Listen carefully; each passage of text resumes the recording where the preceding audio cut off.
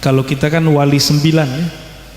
Ternyata waktu saya ziarah ke silsilah Thariqah Naqsyabandiyah di Uzbek, itu mereka juga ada 9 wali di kota Bukhara. Lalu ada 9 wali di India. Itu masih satu sanad. Ternyata di negeri kita juga ada 9 wali di tanah Jawa, tanah air ini. Kata 9, angka 9 ini unik.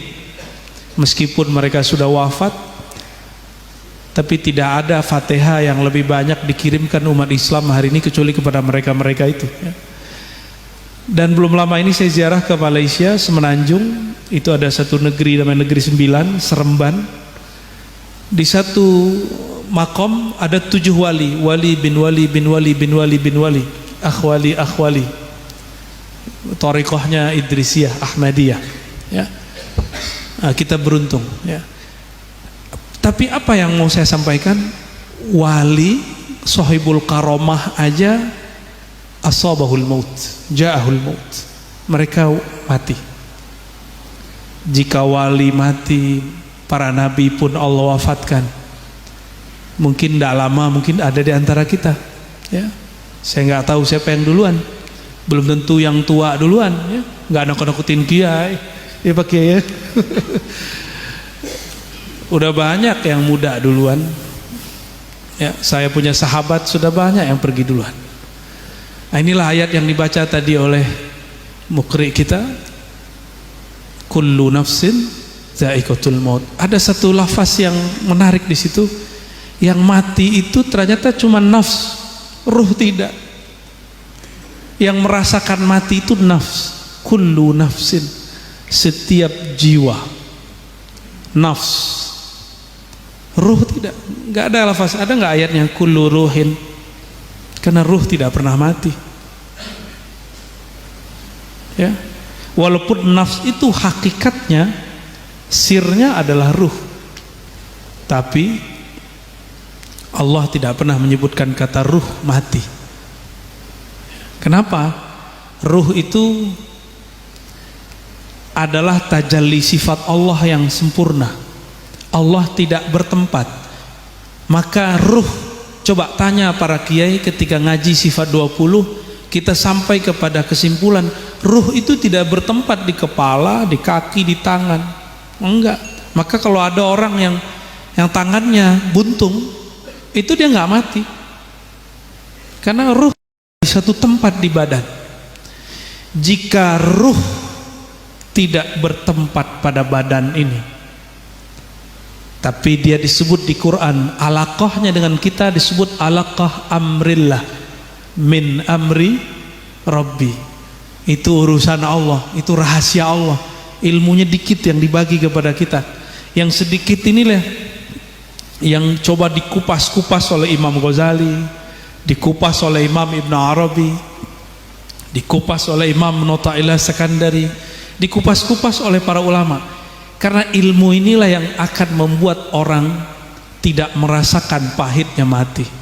Kullu nafsin za'iqatul maut. Za'iqah, zauq, zaqa yadhuku zauqan ya. Apa arti zauq? Rasa. Za'iqah berarti merasakan. Kullu nafsin, setiap jiwa pasti merasakan al-maut. Ternyata al-maut itu makhluk Allah. Khalaqal mauta wal hayata. Dialah yang menciptakan makhluk bernama hidup, bernama mati. Jadi hidup dan mati itu makhluk dicipta.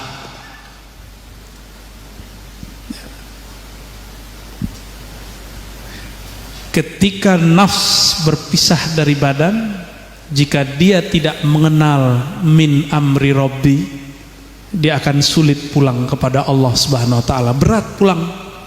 Ya, dia nggak tahu jalan. Orang nggak tahu jalan bisa berjalan nggak? Nggak tahu. Maka kita perlu, jika sekarang ada namanya GPS, harus punya GPS alam kubur. Ya. Harus ada punya GPS alam kubur. Di kubur nggak ditanya ijazah kamu mana, sanad kamu mana, kamu mursyid nggak, kamu sholat tahajud nggak ditanya. Ini bukan nyuruh nggak tahajud ya, jangan salah paham. Ya. Nggak ditanya, yang ditanya apa? Man Rabbuk. Man Rabbuk maknanya ma'rifatullah. Maka modal masuk kubur ma'rifatullah. Pertanyaan kedua, disebutkan di riwayat yang sahih bahwa ditunjukkan satu wajah. Ada yang sudah ketemu Rasulullah? Belum kan? Ya. Kebanyakan kan belum. Ada 1-2 paling dikasih mimpi palingnya kan.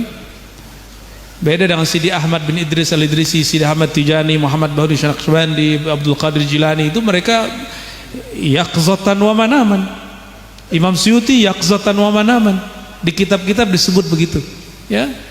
Jaga ataupun tidur sama bagi mereka. Karena wali-wali Allah itu tidurnya jaga, jaganya tidur. Kalau tidak, kalau kita gimana? Disuruh wirid sama guru langsung ngorok.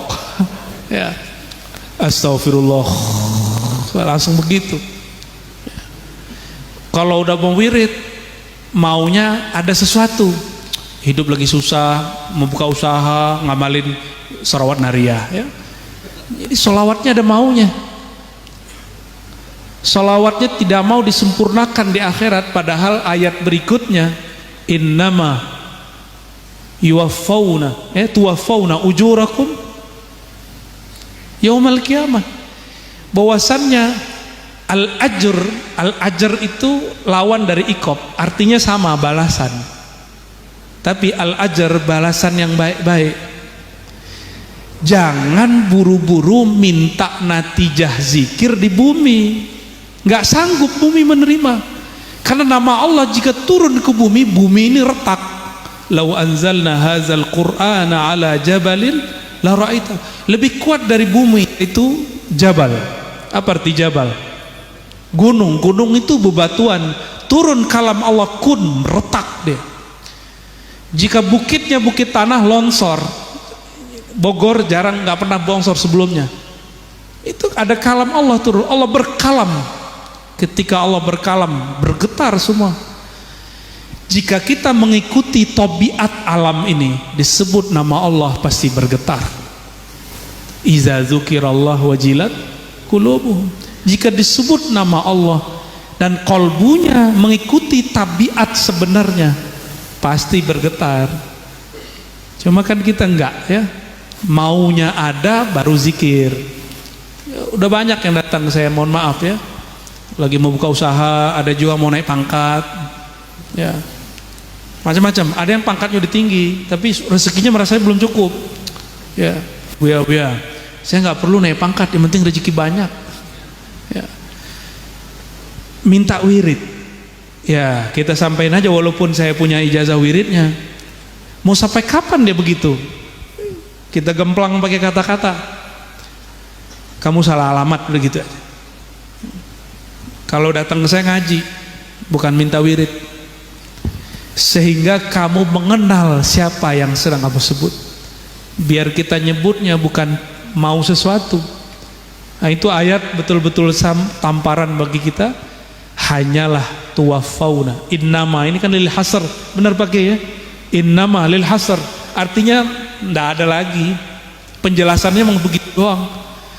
Hanyalah, kalau diterjemahkan di bahasa Indonesia hari ini, kalau dulu kan inna sesungguhnya, ma, hanyalah, kepanjangan, akhirnya dipendek. Hanyalah kamu dibalas secara sempurna di hari kiamat.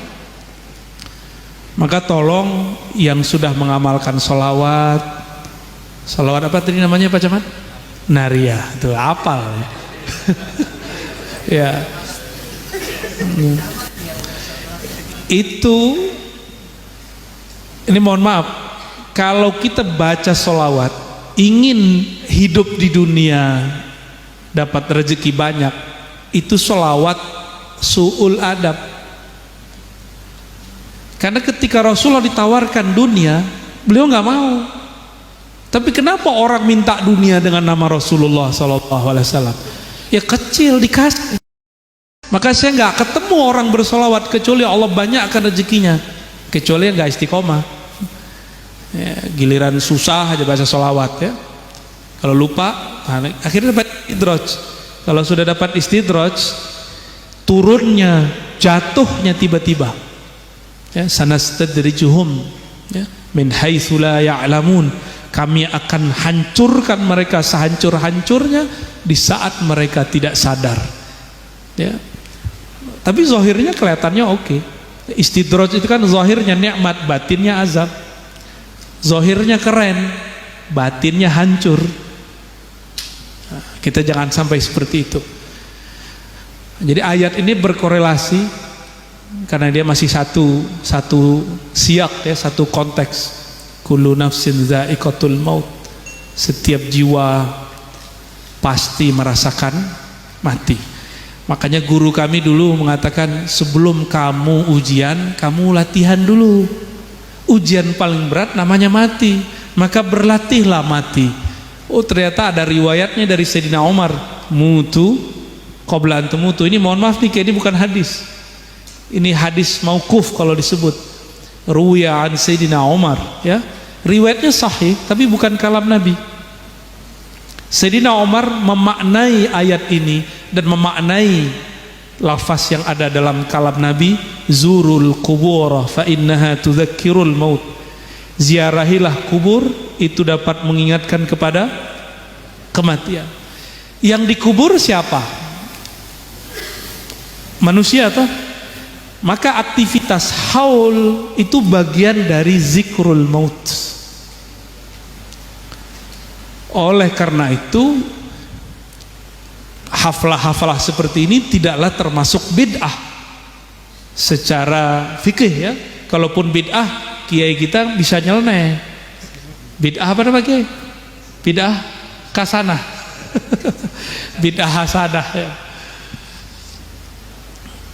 Imam Subuki mengatakan, ma min bid'atin hasanatin illa walaha hujjatun. Tidak ada bid'ah yang disebut baik kecuali ada dalilnya. Tapi dalilnya kamu mungkin nggak tahu, yang tahu ulama. Ya.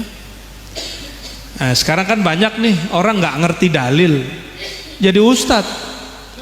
Dia nggak tahu dia bilang apa, nggak ada hadisnya. Ya. Kalimat-kalimat seperti itu yang suka ingkar-ingkar begini wajar muncul pada orang-orang yang juhala. Jadi kalau ketemu orang begitu, hentikan debat. Kita nggak usah debat sama dia. Mau 1000 hadis kita bawa, dia nggak percaya karena kita bukan ustadznya. Ya, inna fil bayan la sihrun. Hadis sahih ini. Di dalam retorika ceramah ada sihir. Jadi bukan pusulap merah doang, bukan apa Gus apa Gus Samsudin, bukan itu aja. Nah, ini fenomena Gus Samsudin ini juga PR buat kiai NU karena pegangannya Samsul Ma'arif Kubro, Manbaul Hikmah, Khazinatul Asror. Ini kitab kalau dipegang sama ahlinya aman, tapi yang megang dia jadi kacau. Ya, kacau juga jadinya. Ya. Aufak, ya ini punya sanadnya semua nih. Benar Kiai ya, aneh nggak salah kan? Wajahnya wajah-wajah wifik kan ini. Ya. Ini kitab-kitab biasa kita belajar dari dulu, benar nggak? Biasa kita ngaji di Jawa itu biasa. Bahkan ada di Sunan Derajat itu ada pesantren, ya Igolfur kalau nggak salah namanya. Itu buka kajian Samsul Ma'arif pakai YouTube. Artinya ilmu ini bukan lagi ilmu rahasia, sudah diilmiahkan, sudah bisa dijelaskan. Cuma orang yang takut ketakutan, ya, yang nggak ngerti mengatakan ilmu-ilmu begini sihir. Jangankan begitu, ya. Pernah nggak lihat di video nama Ashabul Kahfi dihancurin pas lagi ruqyah? Pernah lihat? Pernah lihat gak? Baru tahu ya. Jadi ada orang kesurupan, terus katanya jin yang di dalamnya, saya benci sama itu, ditunjuk sama dia. Ada nama Ashabul Kahf, tengahnya ada Kitmir.